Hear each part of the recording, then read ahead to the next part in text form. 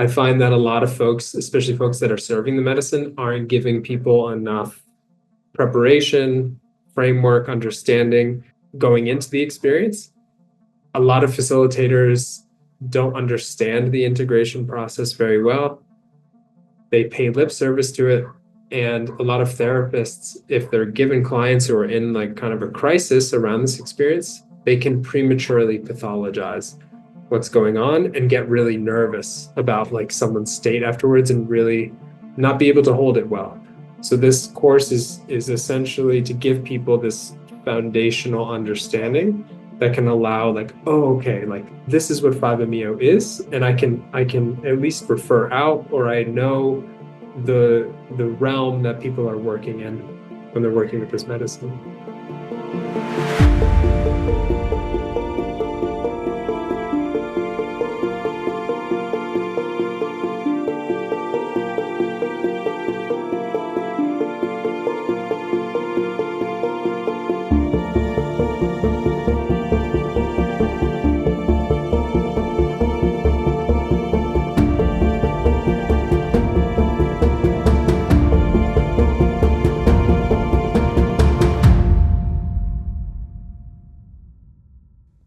Hi, everyone. Welcome to Psychedelic Conversations.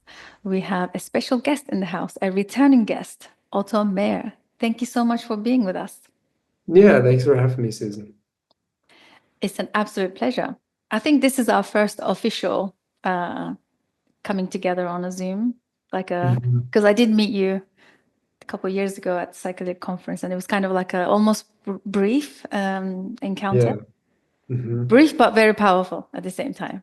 Yeah, it's hard to like imagine that was a couple of years ago. I'm like, oh wow, I guess that like It was has. a bit ago. Yeah. It has, yeah, almost maybe, because we're having another one in June. Will you Yeah. be there? Yeah, definitely. For sure. I'll definitely come back to MAPS. That was super fun. Amazing. I'm planning to be there and hope to see you again and continue our connection and conversation, hopefully. Yeah. So just for our listener, for the context, I want to say a few lines of your bio for our listeners if they're tuning in for the first time, and also it's their first time seeing you talking. So your work for Tandava Retreats and 5 as the head of integration focuses on helping others integrate both ecstatic and traumatic experiences through a blend of depth psychology, IFS, non-pathology, somatics, and the decolonization of the psyche.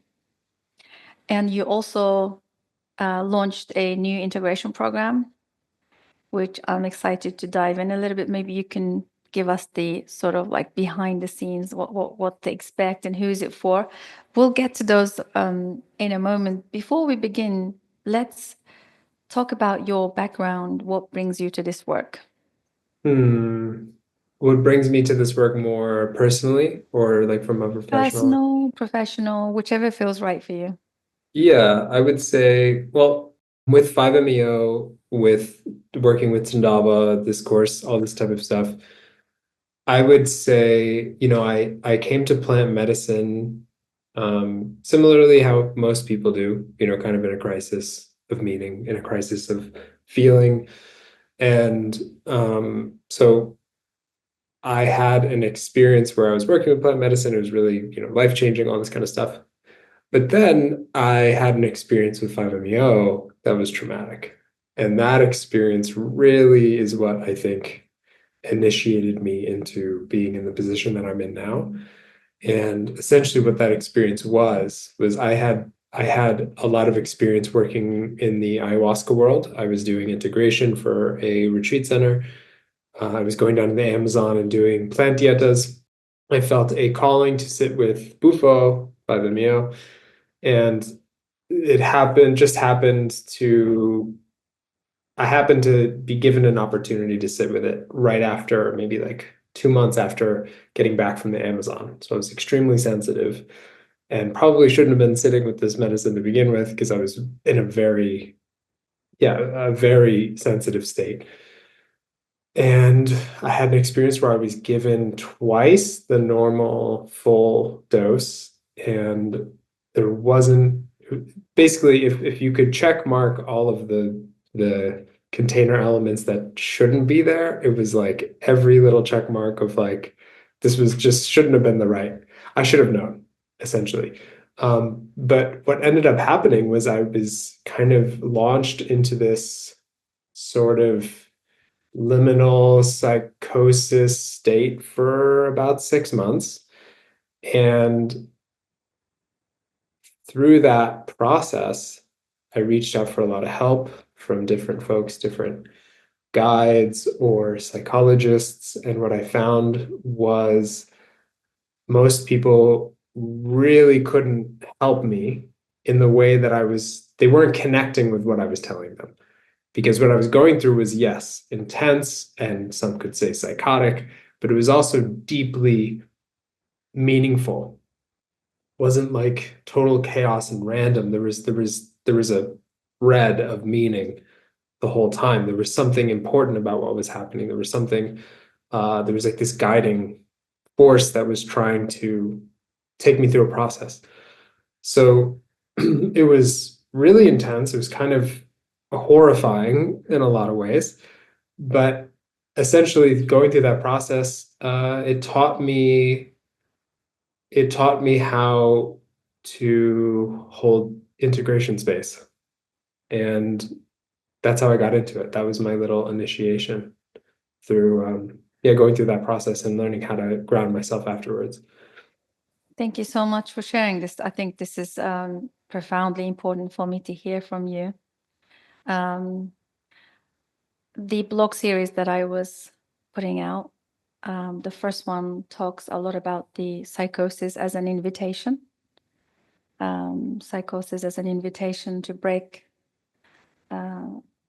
open or break the compromised template that or the conditioned compromised template or the lens, let's say the lens or the perception that in general, we live through life. Yeah. So you kind of fit into my description, and I am not surprised that also the same experience led you here in the work that you do. Mhm. So would you say that, obviously I want to put out the disclaimer because this is a spontaneous launching into it. It cannot be predicted, it cannot be induced. Psychedelics induce these states, but however, sometimes it doesn't. Sometimes people will work with medicines for the entire lives and they wouldn't have these experiences, right? So not necessarily everybody goes through I almost want to say breaking open process that you did. Yeah. And which for me is the ultimate reset. Like the way that I understand it, the way that Mhm. I came to unpack it after reading archives of, like, I've been digging into a very deep, research in the psychedelic revolution times of our elders. So I've been looking at the work of our elders, like, starting with Tim Leary and Aldous Huxley and, all of those guys, Wasson, and Yeah. as well as I'm sure you are, like all of us, we follow and love and respect Stan Grof and his work. Very dear to my heart. Yeah. And I'd like to say that I'm a student of his work. And I've been really diving much deeper. And what I have found, Otto, is that we have archives of incredible elders that have done a lot of work around mental challenges, or let's say the mental side of the psychedelic work, because we talk about the consciousness, we talk about the expansion, evolution, awakening, but what I found that this is the piece that was lacking. Like, we don't have enough information on psychosis, or when people go through that kind of reset, let's call it a reset experience. I am aware that we have also a psychedelic journalist, Jules Evans. He's very much Mhm. out there, and I know that he collaborated in a book called Breaking Open. And I managed to watch some of their series with people. Some of them had spontaneous openings, some of them psychedelic induced. I believe Jules has his own psychedelic induced psychosis or breaking open process. So putting all this together, my unpacking here was that somehow this experience you went through is where it's at. And and the reason that you probably struggled, I had my own version, is because there is not enough education out there, training, understanding. You know, I had to literally go into archives to find something around this. Otherwise, it's not out there, it's not known, it's not available. No. And in the, you know, medicalized world, we, you know, if you were in the hands of a psychiatrist or an institution, you would have been drugged and numbed in that process. Yes. Right? So, yeah, from everything that I shared with you, what are your thoughts so far? I'll leave it at that. Yeah. Well, first, I appreciate you bringing in like our Western elders when it comes to psychedelic work, because I think that doesn't sometimes get enough press, that there's like, oh, there's only indigenous elders. And it's like, we have a long history of working with psychedelics, and some deep wisdom has been excavated. Like Doors of Perception, Aldous Huxley is always for me, like, that was like a seminal work that like really, his language really captured it for me. What I could say is, in the hands of a psychologist, I certainly would have been given medication. And I understand that view. Like I understand the necessity of the mental health view. And I think where I'm approaching this work is I like to encapsulate it more, it's more Dionysian as opposed to more from that Apollo sort of societal. We need stability, we need, functioning people in society. It's like, yeah. But the Dionysian is more like there's this essence of life that is a bit wild. And it also, our vitality has a wild way of healing us as well. And I think that in order for that to heal, we have to let it play out. We have to let it do its thing. And in these processes, like you said, it's a breaking open. It's like smashing. It's like you see those break glass in case of emergency. That's kind of the situation. It's like the thing gets broken, the alarms go off, the whole thing is kind of set on fire. And I think mainly what I think folks need, and what I needed, was simply a container. It was simply someone to go like, okay, this is what's happening. We're going to allow it to happen, and we're going to give you like a safe kind of space to let this thing work itself out and play itself out. I think that my experience, it lasted a bit longer than maybe it should have, because I had to go to work. And thank God at the time I was working construction, I didn't have to like talk to anyone, because I was like truly in this liminal space. But I think there isn't much container. There isn't much guidance. There isn't much. And I think modern people generally can hardly take off, a week for a retreat or a weekend for a retreat. So there's a natural process like this that really wants to play itself out. I think we live in a world that doesn't have a lot of room for it. And so of course it's going to be pathologized, and of course it's going to because it doesn't really work with the system in place. And, going back to our elders, that was kind of like the big movement in the 60s, was like what was coming, the wisdom that was coming through LSD was like very counter culture. It was like very counter to the societal structures, which I'm not against societal structures, but it's like it does seem like there needs to be a bit more balance. Yeah, fully agree with you. Coming back to psychedelic elders, also I was really enjoying watching the Philosopher's Stone 100th birthday celebrations of Albert Hoffman, and what the crowd that came together is like a very long documented parts of different parts of the conference or the gathering or tribute, let's say, to Albert Hoffman for discovering LSD.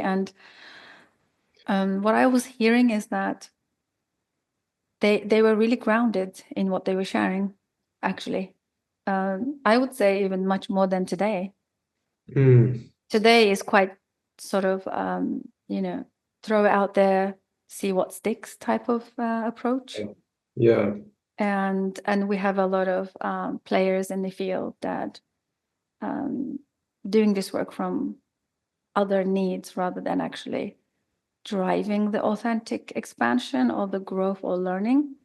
Yeah. So, but they seemed to me, or at least I perceived the whole documentary, everyone that spoke, everyone that shared, even the guy that was drumming, and then the academics talking about the questions they were asking, the inquiries were just beyond our time.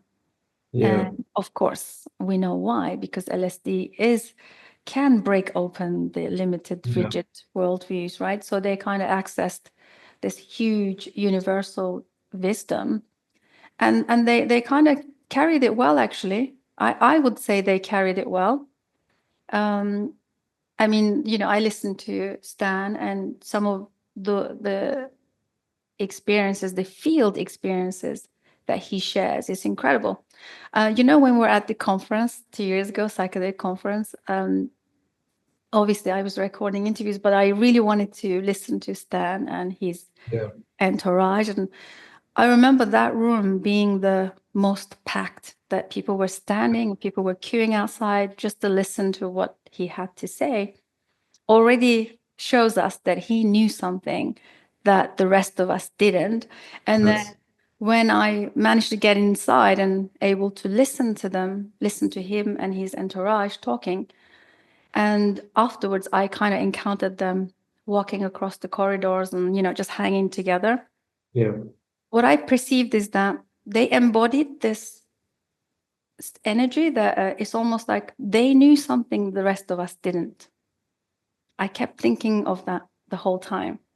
And now I came to conclusion that it's because Stan has a profound field experience where he sat with a lot of psychosis.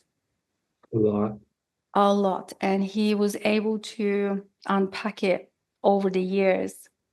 And I understand that maybe he does talk about it, maybe I haven't discovered yet.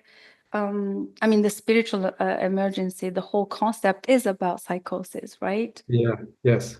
Yeah. So I feel like he's definitely the elder behind this, hypothesis. And I feel really comfortable that, like you said, we can definitely create containers for this. We can definitely, and sometimes what I noticed, like when I had my own version, I probably just needed someone to say to me, this is common, like this is normal, this is normal, this is normal. This Just is so okay. that, this is fine, this is fine, you're doing great, this is how it's supposed to unfold, right? That would have been maybe just enough, because I know that you mentioned about how our environmental systems and the work and, the structures doesn't allow us to take time out. I think I would have been happy in my own environment if I had someone to say, I know what this is, you're going to be fine. Yeah. Yeah. Yeah.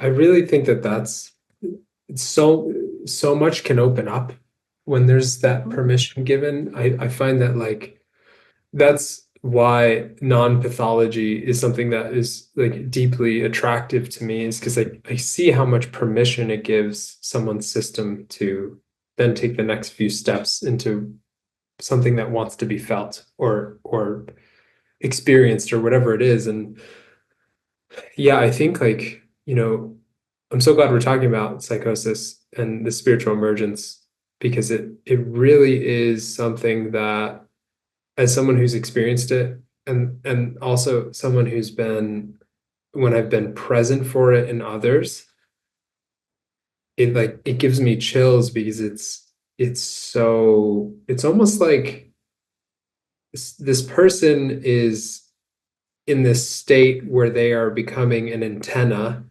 for, or the voice of like either collective energy, you can call it God, and it's like it's looking out through their eyes into you, and they're embodying this thing. And of course, it would be kind of insane because you're one limited creature, and it would be like, you're sending, too much voltage through one being, and it's like this madness, but it's also profoundly wise and captivating and moving, and like you're like, whoa, this is, and of course to an ego small self living their small personality in their life, that is kind of like, it's madness.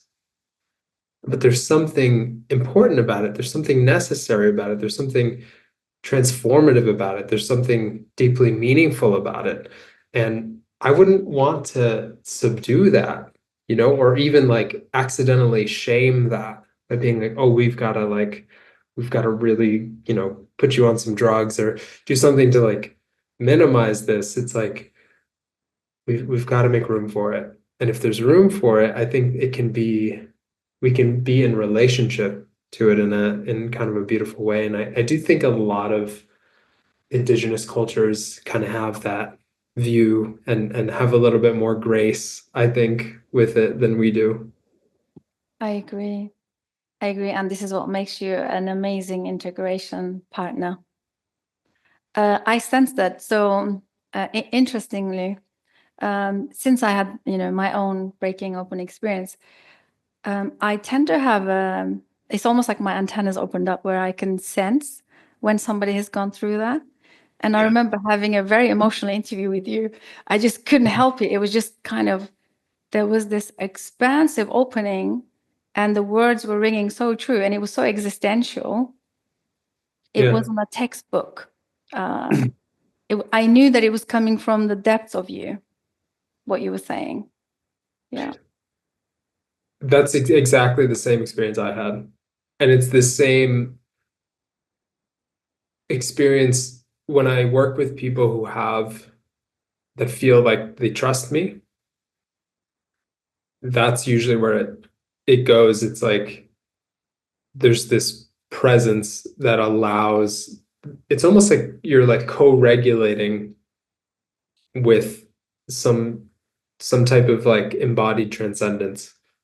And if you can trust it, I think it creates this anchor where I feel sometimes people are like, well, why would you need integration? It's like, I think it's that co-regulatory, it's that, like you said, you can attune to something and it opens up something that maybe even is less tangible, but it's profoundly moving, and it's very meaningful, and it allows the pieces of whatever is a process to kind of fit into place. It kind of like invites wholeness, I think. That's exactly what it is. Mm-hmm.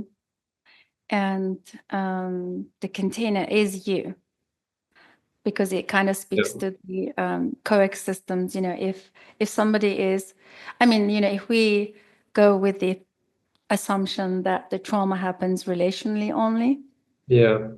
and the lack of trust and losing that autonomy in a very early time, then somebody in that liminal breaking open, or because the medicines are incredible in kind of dropping us into that state, right? In the session, I feel like the initial report and the connection can be made during the experience, right? So you're there as a space holder or facilitator or someone who's caring for them in their session.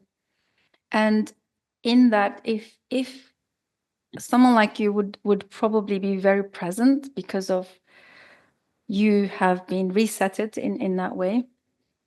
And that kind of, for me, I noticed that it opens up a window of possibility of trust, maybe like a rapport, which then feeds into the integration process that is going to come afterwards. It almost feels like it's going to, you know, define the integration. Like it's going to change the trajectory if that isn't established somewhat. Would you say so? Well, now that you're saying it, I'm like, yeah. Because like I think maybe one way that I see it sometimes is if someone can co-regulate in this context, I think there's like, if we're looking on a therapeutic level, which we can get into my whole issues with that because sometimes I feel like therapy speak has really taken up too much room in the psychedelic world, and like the spiritual is kind of, or transpersonal is not given, it's like given lip service, I find. It's like it's becoming too much therapy speak, I think. But if we're taking the therapeutic lens, I think, there's the attachment trauma piece, then you want to co-regulate with like someone you trust and for repair. And there's that anchoring to maybe from IFS, it's like a self, there's the presence of self energy, this like unconditional positive regard, compassionate, curious, all this kind of stuff. But I think where this more transcendent, transpersonal co-regulation is important is that it's transpersonal. It's beyond the personal. It's almost like you're anchoring to a secure attachment relationship with life, with being, with like a greater archetypal, and to me that carries with you beyond relationship. It's really existential. And I think that's kind of the rub in some ways, is it's scary to trust life like that and to feel this like, whoa, I have this relationship with being. The totality of it's very big. But I think that for the right person, if you can, like I find myself sometimes, if I can hold that space, usually it opens up a process for someone where they have a secure attachment to life. And I think that's a deep attachment healing that can happen. What you just described is the new therapeutic model, I would say. That's what I am investing in.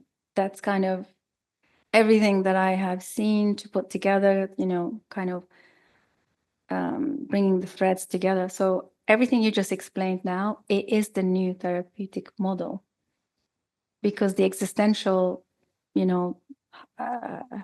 this other being that we need to open up to trust, it's kind of like what's in the micro is in the macro. That's the macro archetypal.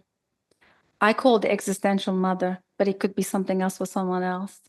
Yes. And I think I feel so passionate about that. You saying that just gave me chills, because it's like, I love James Hillman so much. He's like one of my favorite psychologists, particularly because he has such an attitude. He's so like, he's a big critic of modern psychology, but something that he criticizes or he brings attention to in one of his books, is that one of the myths of our culture is we hyper fixate on fate being a consequence of our parents, right? Which is like not true, right? Like obviously research shows that like how impressionable we are to our parenting, but what it leaves out is that what that's doing is creating a template for archetypal mother, and that's the level in which we're engaging life at. It's way more than personal. And I think that like it's so liberating for both the personal and ourselves to be able to start to engage on a transpersonal level. And I think something I also feel passionate about with all this is I don't think you necessarily have to have metaphysical beliefs to engage on a transpersonal level. Like for folks who are maybe a little bit more secular who are listening, it's like I think that regardless of whether you believe in something greater or not, you do have a relationship to a greater sense of life, a greater sense of being, and to engage with these more abstract containers as like an archetype, like the Great Mother. I think it liberates the personal from how heavy it can be, and how much responsibility we can put on our parents, or I think the developmental psychology model, it's beautiful, but it also, like, I think it puts like transpersonal weight on personal people. And I think that's a little bit of a projection. I hear you. Yeah. Well, for me, I think the highest spiritual life is when we become good at mundane, when we become really good at navigating the physical, the personal, and then working with the existential mother or the transpersonal attachment. What it did for me is exactly like you said, it liberated this personal mini me, like my mini world that is all about me and my relational attachments or lack of. Actually helped me exactly do that, liberate my mother and my grandmother, who were the main sort of foundational characters in my early life. Now it's almost like honoring them and seeing them as just another sisters on their journey, right? Yeah, It literally that after once we liberate the personal. right. I love that so much because it's like helping me feel the necessity of, like, um, I almost feel like that's what initiation does. It initiates you out of like the mother and father, and into, like, I like how Joseph Campbell puts it, like the world navel. So you go from like your literal personal mother's navel to like the navel of the world. And like that has uh you know there's a ritual for that, and like you Yeah. can psychologically cross through that. And it's I like what you said earlier too. I'm like chewing on that as well. This, like, people can do psychedelics their whole life and not have this initiation thing happen. And sometimes it happens spontaneously, sometimes it happens at a meditation retreat. And that is such a fascinating part of the whole thing too, is like, I mean, you could have it happen with a psychedelic, or I've had people just happen to have it with, like, just the right combination of things that happen. I had a client who, he was working with psychedelics for years, 5-MeO, big experiences, and his breakthrough was a dream. He had a dream, and it totally sent him into this huge process. And it was like fascinating to be like, wow, like the psyche gave you this image, and the image just totally woke up this whole thing. It's super curious to me. Yeah. I have an hypothesis on that, Otto. Are you familiar with Marie-Louise Van France? Yes, of course, love her. Yeah, yeah. So she didn't say it this way, but I kind of heard it that way. So I remember she talked about her own personal, let's say, breaking open experience in a dream. In a dream that was her dream also sent her into psychosis, actually. Oh no. And yeah, it did. So what I understood from her, which kind of I try and implement it in my therapeutic work with integration stuff.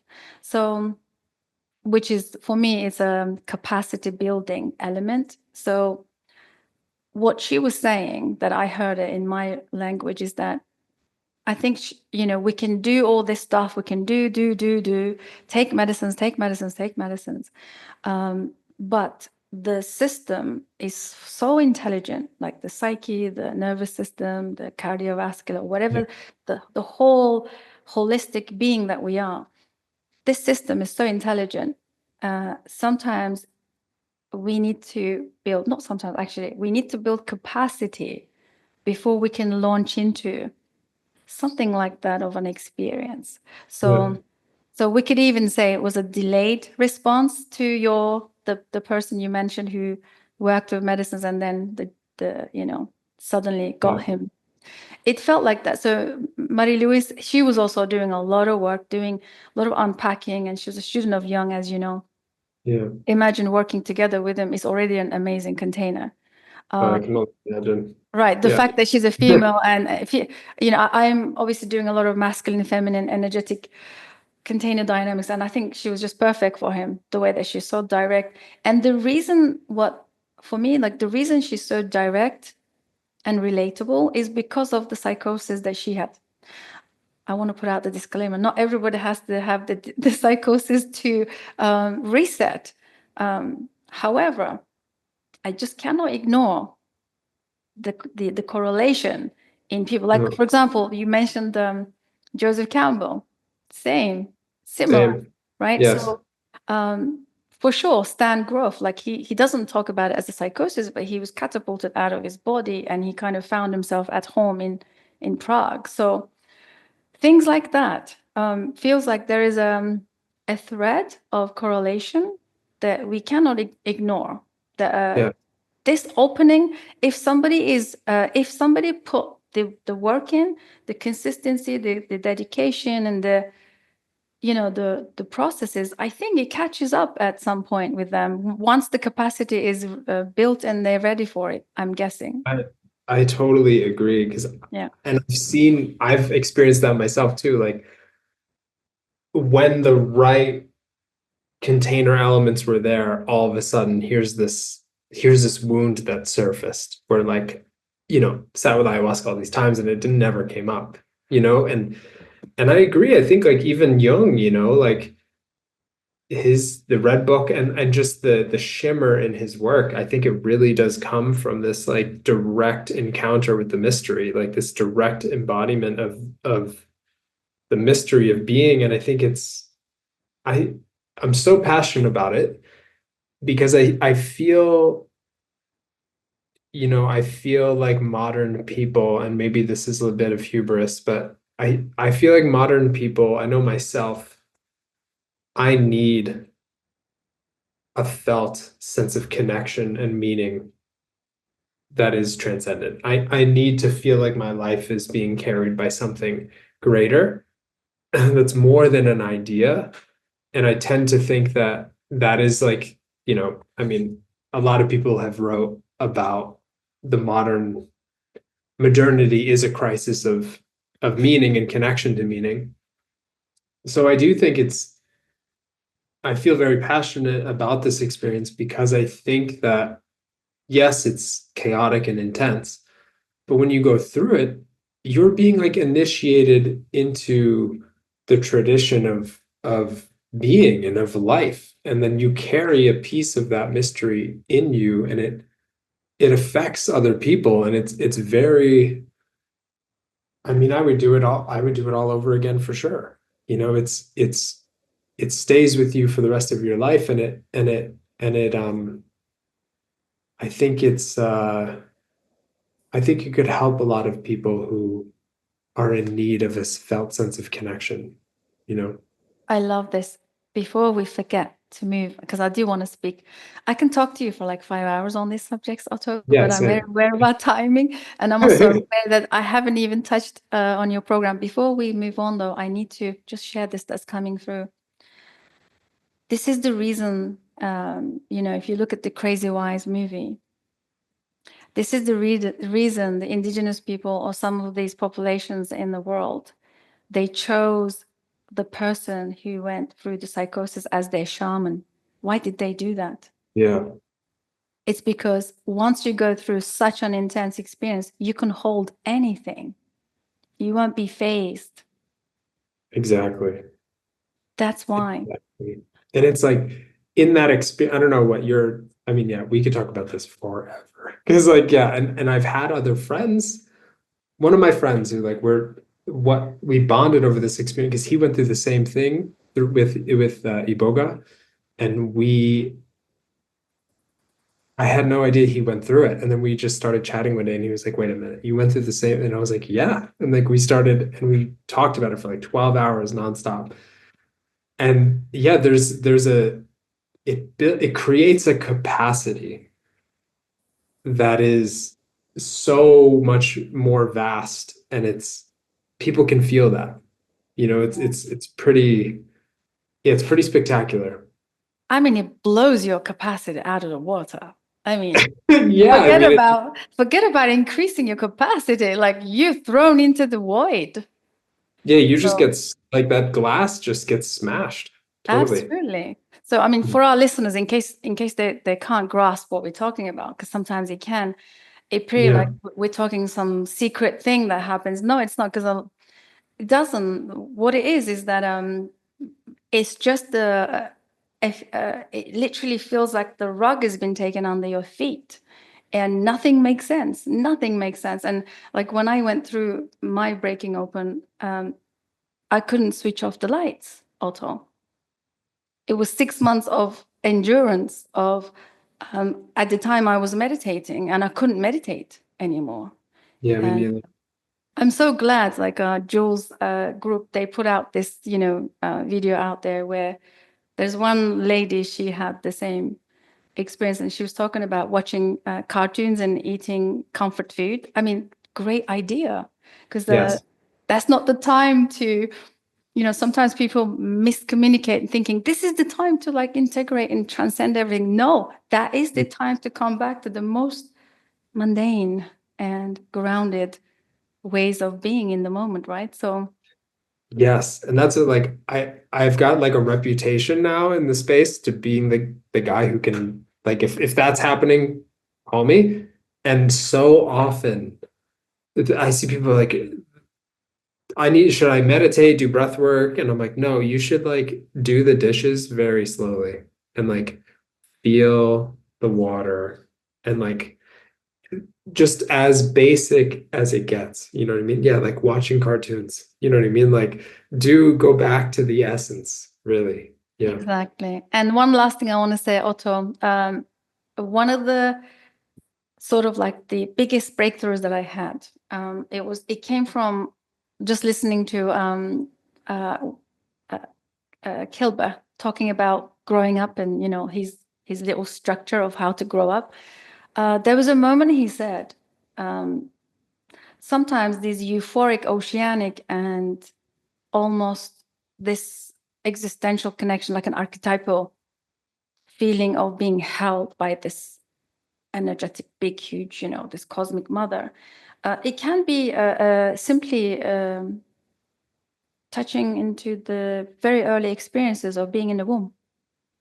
Yeah.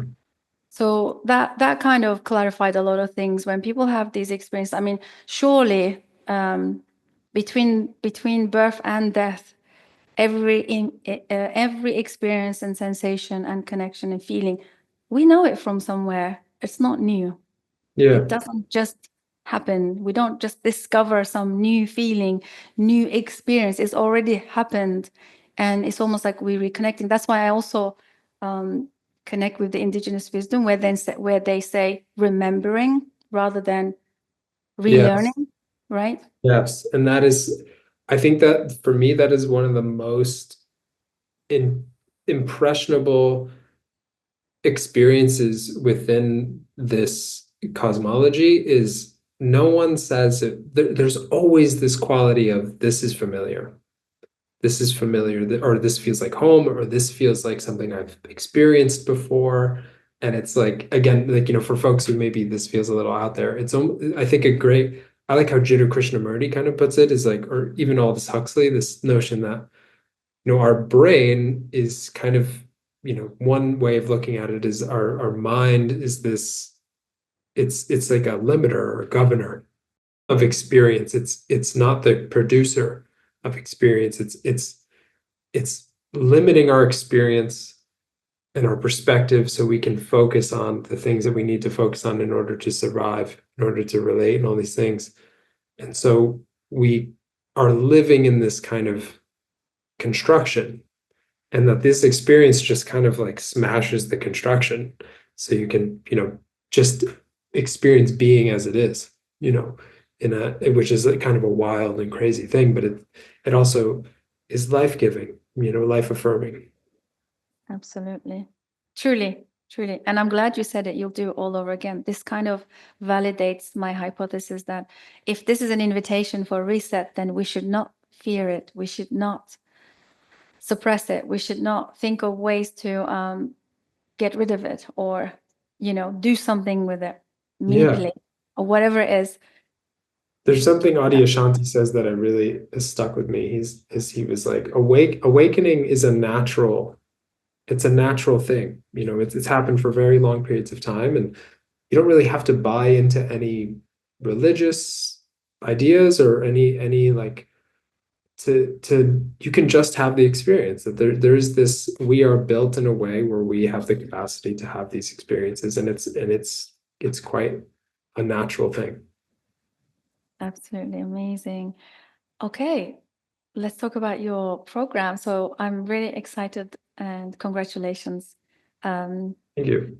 I can just imagine how amazing it would be. So tell us a little bit about who is it for, and when are you starting? Is it already launched? All those little details, and also give us a bit of an insight into what you will be sharing, if that's okay. Yeah, for sure. So the program is going to be, I think by the time folks are listening to this podcast, it'll be out. So it'll be out, I think, next week. So essentially, what this course is a level 1 integration course specifically designed around 5-MeO-DMT, or also known as Bufo. And the idea of this course is a level 1, and we're going to come out with a 9-month that's a level 2. So the level 1 is essentially for therapists, for coaches, for people who are facilitating this medicine as well. I want to highlight that specifically with people who are facilitating this medicine, and folks who have gone through maybe a process of 5-MeO or even are curious about it. And the idea of the course is what we've found at Tandava and 5 is that 5-MeO is in a category of its own, and it can't be treated like other psychedelics, and there are many reasons for that.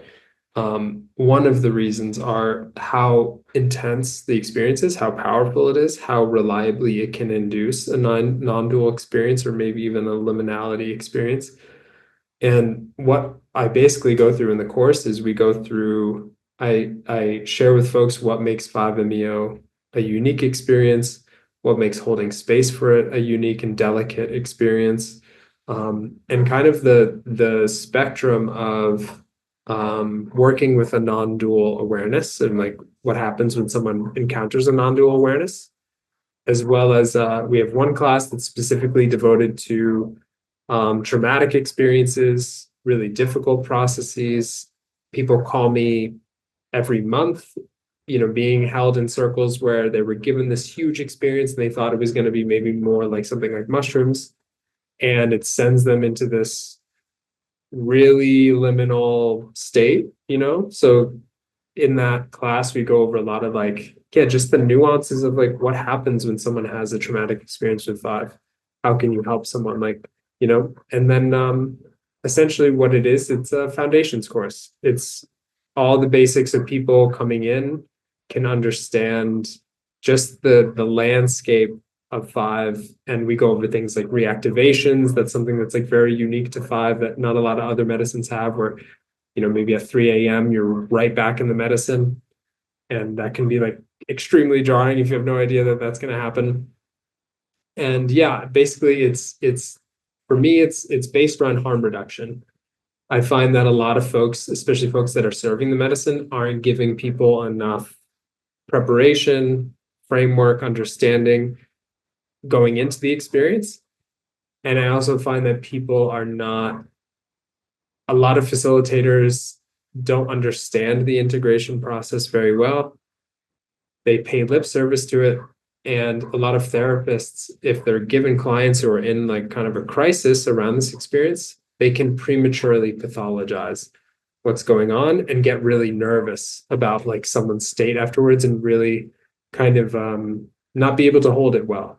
So this course is essentially to give people this foundational understanding that can allow like, oh, okay, like this is what 5-MeO is, and I can at least refer out, or I know the realm that people are working in when they're working with this medicine.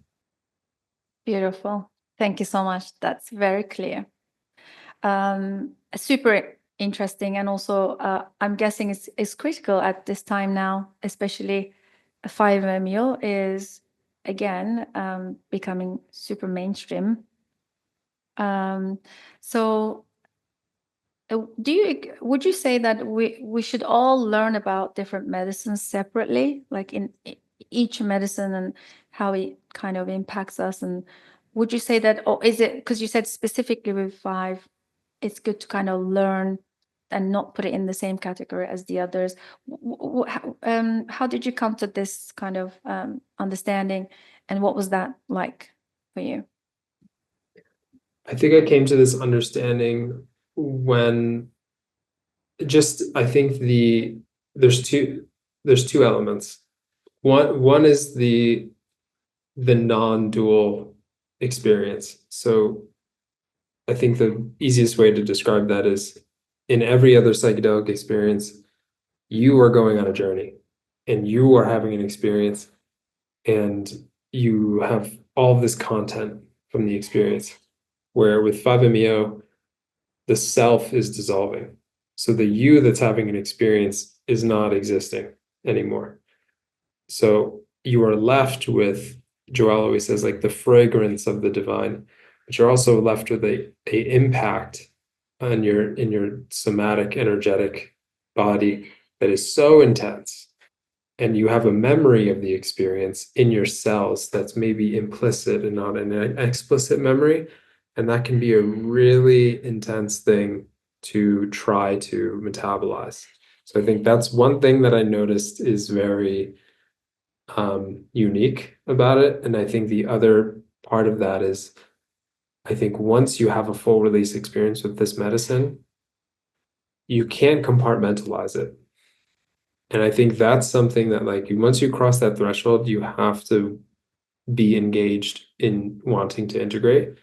It's less forgiving in that way, which is beautiful, because I think five is one of these great medicines where, like, if you need to change, if you need a change, things are going to change, like, for sure, but if you're not ready, if you don't have the capacity for that, it's going to be a bit of a nightmare, because you're going to be kicking and screaming and the process is already going to be moving forward. So I think just the sheer power of 5 can't be understated, and I think that's why it needs its own education around it. We're not minimizing the power of other medicines, but there certainly are a lot of nuances and novelties to 5 mixed with the power element that have to be like, all right, guys, we need to have like a whole separate education about what this thing is.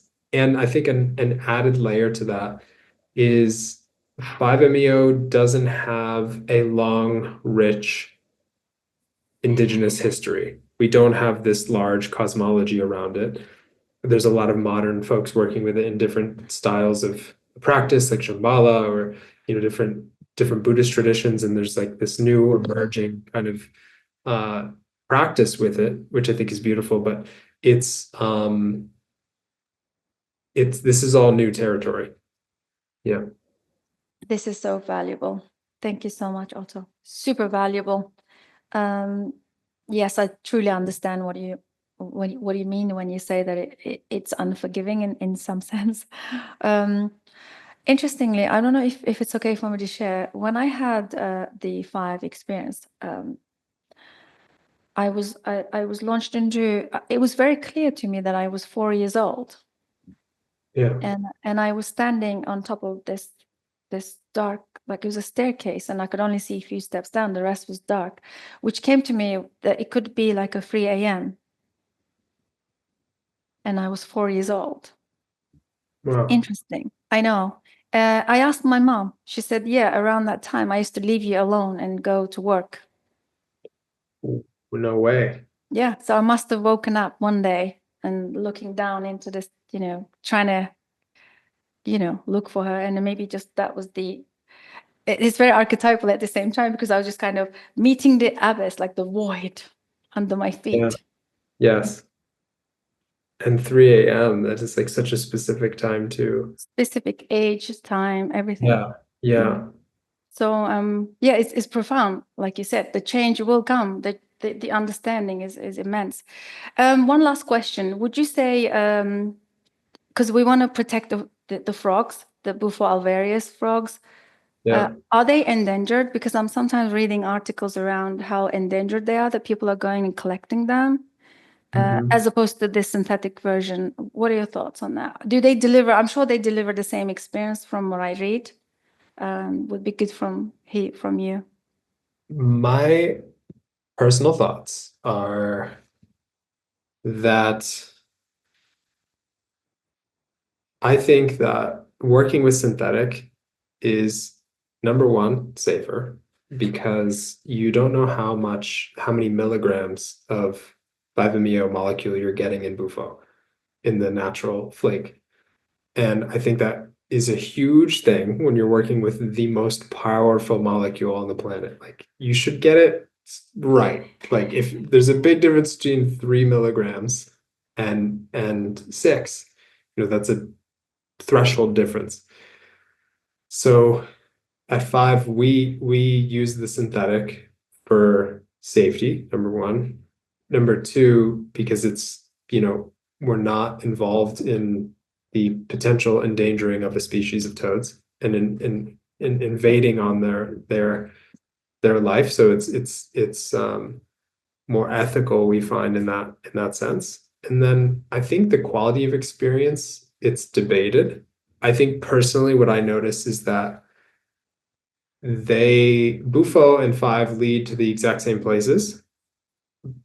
I will say Bufo has a different quality, for sure. Some will call that spirit, some will call it like it's got a wildness of the toad. I would agree. I would agree. In my experience, like I can feel the toad, and I'm like, there's certainly a spirit here. Where 5, I feel that less. 5 to me feels more in line with some of my like experiences in Tibetan monasteries and studying Zen and all this kind of stuff. It feels like there's like a cleaner feel to it.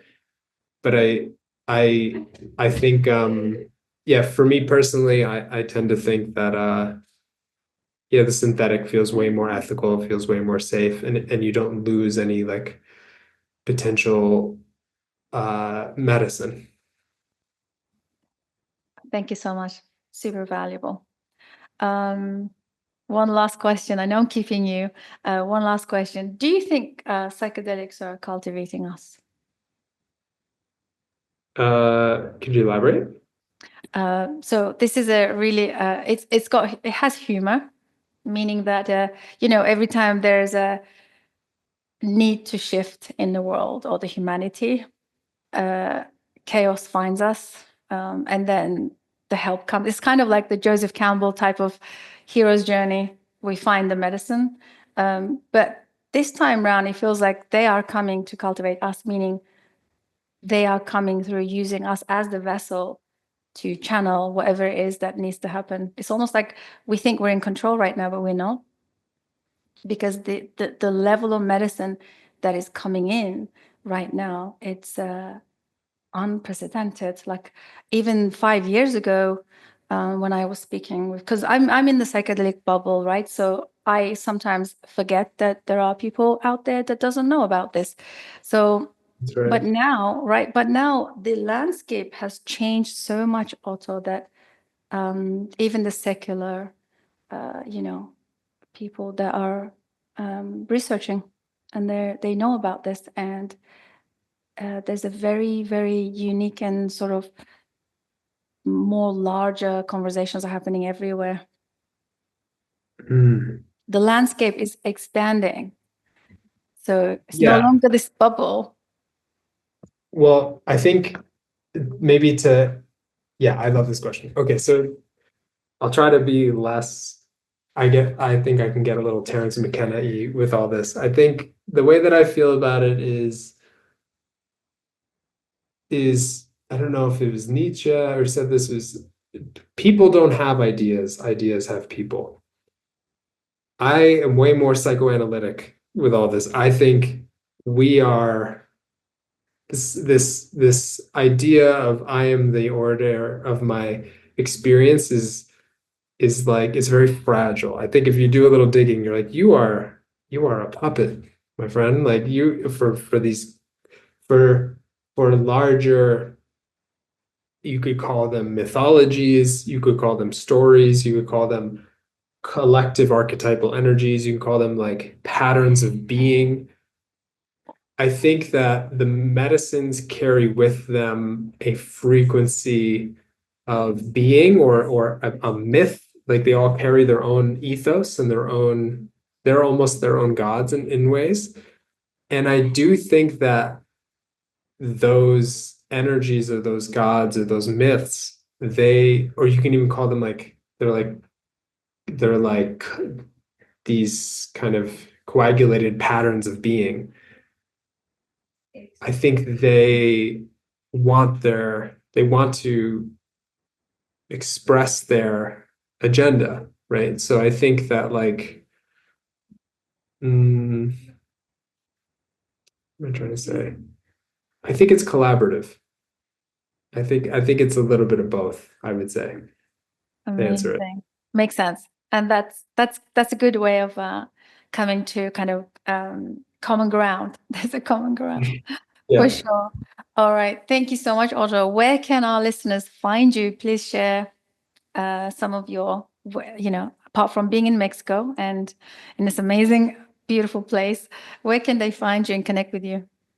So they can connect with me, my website, Soul and Psyche. I'll leave five, uh, five in Tandava, maybe leave those as well as Instagram, Facebook. Yeah.